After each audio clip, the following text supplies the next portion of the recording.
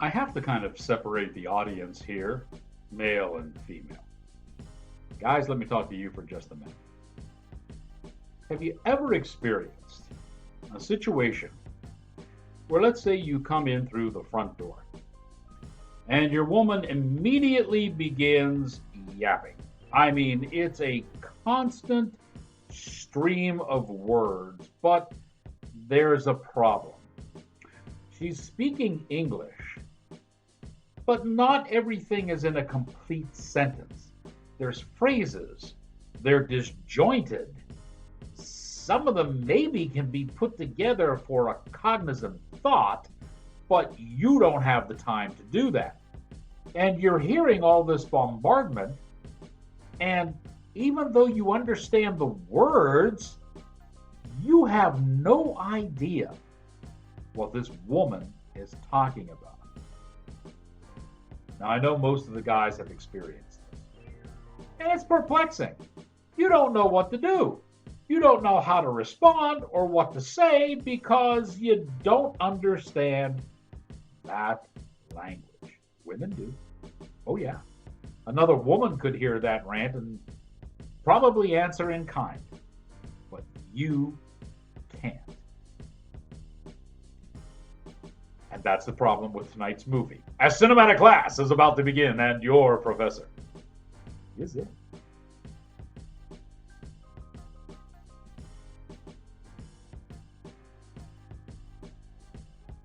Greetings, salutations, and other sundry affair. Ladies and gentlemen, I must tell you that it was exceptionally difficult to get through tonight's movie, which is She Dies Tomorrow. Okay? Now, it has basically a very simplistic plot. Our lead character feels that she is going to die. In fact, she feels she's going to die, as the title implies, tomorrow. What the movie does is then show you how her death wish infects all of the people that she comes in contact with before tomorrow. She's like a walking virus. Okay? Now, you might say, well, that doesn't sound like too bad of a plot. It sounds like maybe you could take it and twist it and turn it into some kind of horror. Yeah, you could probably do a lot of things with it. Trouble is, none of those things.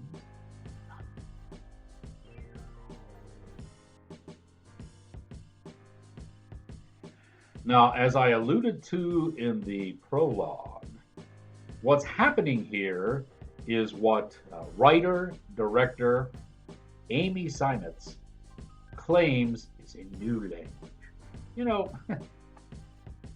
there's an old adage, Amy, my love, that says, if it ain't broke, don't fix it.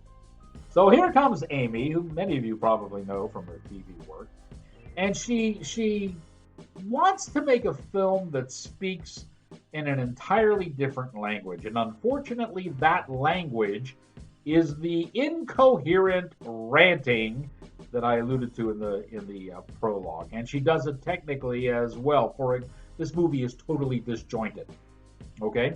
It cuts the scenes and you're like, okay, now what the hell's going on? Right? They use a technique in this called fast chop edits. Let me get you the editor's name here. It was Kate Brokaw. I don't know if she's married to the other Brokaw or not, but wow, no, this won't work. What is a chop edit? Okay. Normally, for what we like to call the seamless edit, where one scene flows into another, and you really can't tell there's been an edit, so that the narrative is flawless. The chop edit does just the opposite.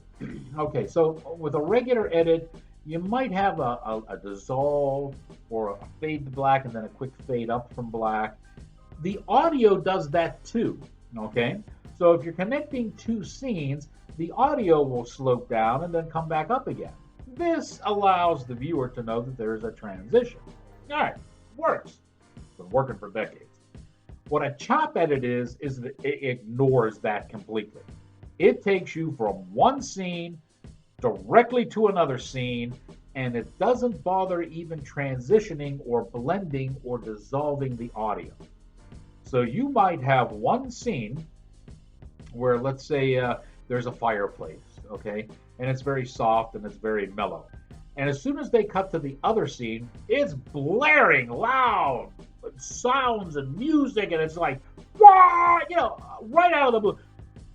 That's irritating, okay? It can be done sometimes for shock value, but when you do it every edit, it's irritating. And, dare I say, it's piss poor filmmaking.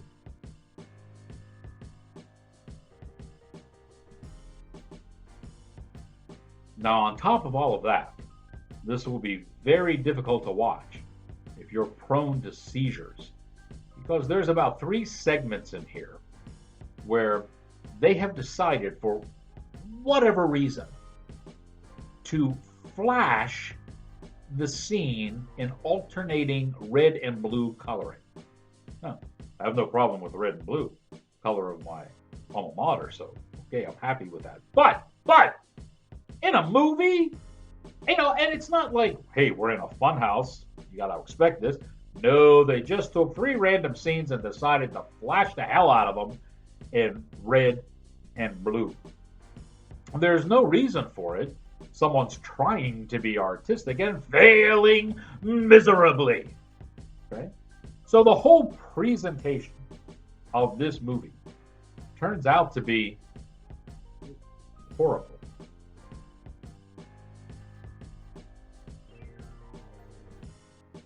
All right, I already told you the writer and director of this was Amy Simons, and I already told you that the editor was Kate Brokaw. Let me tell you that Kate Lynn Sheil plays the lead character, Amy. She's the one who's certain she's going to die tomorrow. Okay. Along with her are Jane, that's her best buddy, to try to calm her down, talk to her, help her. You kind of get the impression she's her mentor from the AA, and she's played by Jane Addams. Craig stops by in this. He's played by Ken Tucker, oddly. And last but not least, one of my favorites, Michelle Rodriguez, pops by for a real quick scene in this. It's just a cameo, but just seeing her on screen was certainly worthwhile. So what do we have here? Wow, there are a couple of scenes here that are exceptionally awkward. I will point out to you the birthday party. This scene is so nerve-cringing that it'll make you absolutely uncomfortable while you're watching it.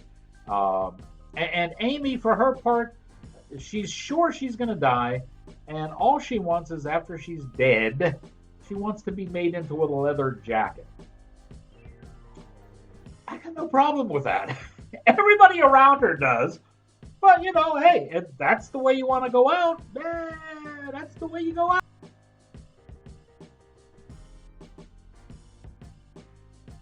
So what's the bottom line here with She Dies Tomorrow? It is a disjointed film. It uses the chop edits, which is in every transition, which is absolutely horrendous. And as I said, Simons wanted to bring a new language to film. This is not the language, okay? It's just not. It was horrible to sit through this and try to watch this movie. It was just like that incoherent rant. After it happens, you're looking for the single malt scotch. You know what I'm saying here? So who could sit down and watch this and like this? I don't think there's any guys out there that would sit down and consider watching this movie. Check yourself if you do. Ladies, I have a feeling most ladies would not appreciate this either. But there might be a few of you out there, maybe if you're bordering on the edge of madness, you might enjoy this one. Now that you have learned what you have learned,